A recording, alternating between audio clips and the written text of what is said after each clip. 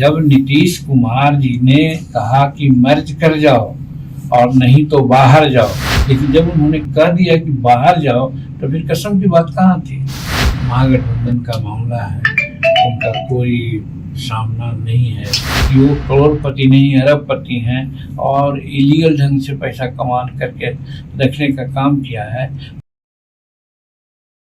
जीतन राम मांझी का ऑफिशियल बयान आ गया है और एनडीए ज्वाइन करने के बाद, एनडीए का घटक दल होने के बाद जीतन राम मांझी ने जो बयान दिए हैं उन बयानों के कई मायने निकाले जा रहे हैं। हम आपको उनके 3 बयान बताते हैं और तीनों बयान से आपको स्पष्ट हो जाएगा कि जीतन राम मांझी का पावर बढ़ा तो उन्होंने सीधे दावा कर दिया है कि वो पटना पहुँचते ही नीतीश कुमार को क्लीन बोल्ड कर देंगे।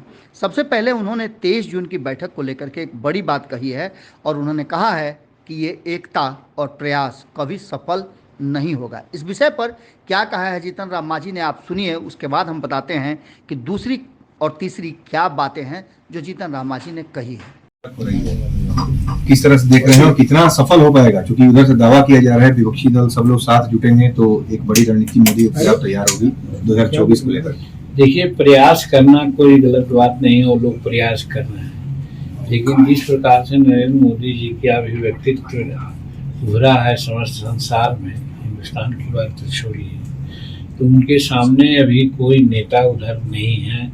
सभी नेताओं को अगर देखते हैं तो, और जहाँ तक एकता का सवाल है, मैं नहीं समझता हूँ कि एकता बन पाएगी, क्योंकि सबकी अपनी अपनी महत्वाकांक्षा है और फिर कांग्रेस का अपना हिसाब है। कर्नाटक में जीत के बाद उनकी और महत्वाकांक्षा बढ़ी है और वो नहीं चाहेंगे कि साहब उनके सामने कोई दूसरा नेतृत्व उभरे। तो वैसी परिस्थिति में एक तय कर लेना कि कौन नेता होगा मुख्यमंत्री प्रधानमंत्री पद का, ये असंभव है, ये डिसाइड नहीं कर पाएंगे मेरे समझ से। और रही बात, ये पहला अटेम्प्ट है, पहला दौर है, इसके बाद हो सकता है नेको दौर चले। कुछ कोशिश कर रहे हैं, कोशिश करने में कहीं कोई दिक्कत नहीं है, बट जो परिस्थिति बन रही है उसमें मैं समझता हूँ कि अभी एनडीए के सामने अभी जो महागठबंधन का मामला है उनका कोई सामना नहीं है एनडीए के सामने। अचानक जीतन राम जी क्या हो गया कि आप जो है महागठबंधन आपने सुन लिया कि जीतन राम मांझी ने बड़ा ही स्पष्ट तरीके से 23 जून की बैठक पर अपना विचार रखा है और स्पष्ट कर दिया है कि इस बैठक से कुछ नहीं होना जाना है। तो वहीं सीबीआई, ईडी और आईटी के रेड पर भी उन्होंने अपनी चुप्पी तोड़ी है। खास करके जब विजय कुमार चौधरी के रिश्तेदार पर रेड हुआ है, उसको लेकर के जीतन राम मांझी ने एकदम बिल्कुल अलग अंदाज में अपनी बात रखी है। सीबीआई, ईडी और आईटी के रेड पर जीतन राम मांझी ने कहा है कि जिसके यहाँ रेड होता है ऐसा नहीं है कि उसके यहाँ से कुछ नहीं मिलता है, और इस बार भी रेड हो रहा है तो वो कोई छोटे मोटे नहीं बल्कि अरबपति खरबपति लोग हैं। इस पर क्या कुछ कहा है जीतन राम मांझी ने और इसके तह में बहुत सारी बातों को उन्होंने जो खुलासा किया है वो भी आप सुन लीजिए। विजय चौधरी जो बिहार सरकार में मंत्री हैं, उनके रिश्तेदार के यहाँ लगातार जो विरोधी लोग हैं, ये बीजेपी के विरोधी दल के लोग सवाल उठाते हैं कि सीबीआई, ईडी, इनकम टैक्स सभी एजेंसियों का दुरुपयोग किया जा रहा है। देखिए, कहने को तो कह सकते हैं लोग, लेकिन मेरे कहने का मतलब है कि मेरे यहाँ सीबीआई का क्यों नहीं रेड हुआ। जिनके पास अर्थ रहता है, जो गलत कमाई करते हैं, करोड़ों की संपत्ति बना के रखे हैं, यहाँ आशंका है वहीं पर ईडी अपना या और लोग अपना छापा मारते हैं। तो विजय चौधरी जी के वो रिश्तेदार हैं, वो अलग बात है, लेकिन वो जैसा सुनने में आया है कि वो करोड़पति नहीं अरबपति हैं और इलीगल ढंग से पैसा कमान करके रखने का काम किया है। वैसी परिस्थिति में अगर उनके यहाँ छापा मारा जा रहा है, अगर छापा में कुछ नहीं मिलेगा तब कर सकते हैं कि बेईमानी है, जानबूझ करके किया गया है, और जब छापा में या कुछ संपत्ति मिलेगी तब सोच सकते हैं कि स्थिति क्या है। ठीक, थैंक यू। सबसे लास्ट में जीतन राम मांझी ने जो बातें कही है वो नीतीश कुमार के लिए अलार्म है।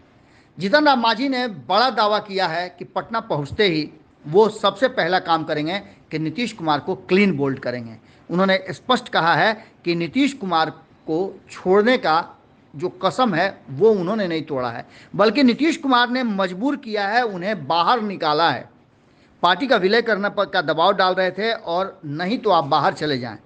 कसम मैंने नहीं तोड़ा है, बल्कि जिस तरह से नीतीश कुमार ने हमें मजबूर किया है उसका ये नतीजा है और इसका खामियाजा भुगतना पड़ेगा। इस विषय पर क्या कुछ कहा है और कितने खुलासे किए हैं, अंदर कमरे में क्या बातें हुई, वो सब कुछ अब जीतन राम मांझी ने स्पष्ट कर दिया है। सुनिए क्या कह रहे हैं। नीतीश कुमार को कभी छोड़ेंगे नहीं। हाँ, एकदम सही बात आपने कहा है। तो बड़ा अच्छा प्रश्न आपने पूछा है और मैं समझता हूँ कि अगर आप में थोड़ी ईमानदारी है तो मेरी बात को जरूर आप यह करेंगे। हमको विश्वास नहीं होता है कि आप लोग करते हैं, आप लोग डंडीमारी करते हैं। जब नीतीश कुमार जी ने कहा कि मर्ज कर जाओ और नहीं तो बाहर जाओ, तो बाहर जाने के लिए उन्होंने कहा तो मेरा कसम तो खत्म वहीं पर हो गया। कसम की बात कहाँ थी? अगर बाहर जाने की बात नहीं करते तो हम निश्चित रूप में उनके साथ रहते, लेकिन जब उन्होंने कह दिया कि बाहर जाओ तो फिर कसम की बात कहाँ थी? इस चीज को आप लोग जरा मीडिया में दीजिए तो मैं समझता हूँ कि उनका जो नेचर है वो सामने आ जाएगा। और ये जो भ्रम है आप लोगों के दिल में कि कसम खाया था, सही कसम खाया था। हालांकि राजनीति में कसम का कोई स्थान नहीं होता है, लेकिन हम लोग गरीब होते हैं। हम लोग गरीब होते हैं तो कोई भी बात पर अडिग रहते हैं, और वो तो मैंने कसम खा ली थी। अगर नीतीश कुमार मर्ज की बात नहीं करते या मर्ज की बात करते, बाहर भी रखने की बात करते, सिर्फ यही कहते कि तुम बाहर न जाओ तो हम बने रहते। लेकिन उन्होंने साफ कहा, एक बार ने कहा, हमारे 5 विधायकों के सामने कहा कि अगर मर्ज नहीं करोगे तो बाहर जाओ। तो हमारे सामने क्या उपाय था? तो फिर और वो कसम कहाँ रहा? Income tax. अगर ये वीडियो पसंद आई और वह बिहार के राजनीति और बिहारियत से सरोकार रखेनी तो सब्सक्राइब बटन दबा के चैनल के सब्सक्राइब कर ली। ओजे एगो घंटी बा, ओकरा बटन दबा देला से कुल सटीक और मारक खबर रुआ मुफ्त में मिल जाई। अगर रुआ पत्रकारिता के हमनी के नया प्रयोग में सहयोग कर चाहतानी तो ज्वाइन बटन दबा दी। पेटीएम नंबर नोट कर ली 9386 816 700। धन्यवाद।